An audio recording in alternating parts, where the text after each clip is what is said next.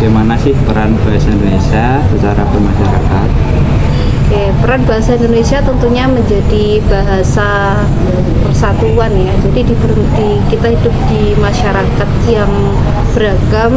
Jadi peran bahasa Indonesia ini ya sangat memudahkan kita untuk berkomunikasi tentunya dengan masyarakat yang berlatar belakang suku budaya yang berbeda-beda, bahasa yang sangat-sangat beragam di semua daerah di wilayah Indonesia terutama. Dengan bahasa Indonesia kita bisa menjalin komunikasi dengan pemahaman yang sama.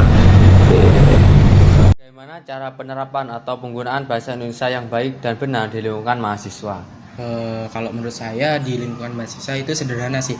Misalnya itu kita membiasakan diri dengan menggunakan bahasa Indonesia yang sesuai kaidah bahasa Indonesia seperti ejaan yang benar, dan untuk seperti konteks di presentasi karya tulis ilmiah itu pasti kan bahasanya pasti harus yang benar sesuai ejaan bahasa Indonesia gitu.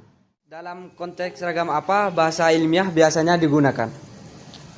Kalau ragam ilmiah biasanya itu menurut saya ya digunakan dalam mungkin beberapa tulisan-tulisan seperti artikel, jurnal, mungkin penulisan ilmiah itu menggunakan tulisan ilmiah itu sendiri, Mas. Baik. Apa pendapat Anda tentang penggunaan bahasa Indonesia di media sosial ini?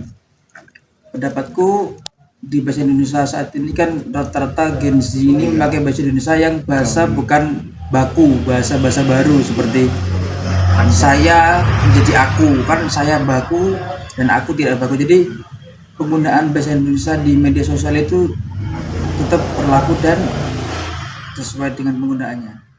Teknik membaca seperti apa yang efektif untuk memahami sumber ilmiah secara mendalam menurut Anda? Skimming yang kita hanya kayak sekilas membaca gambaran umumnya.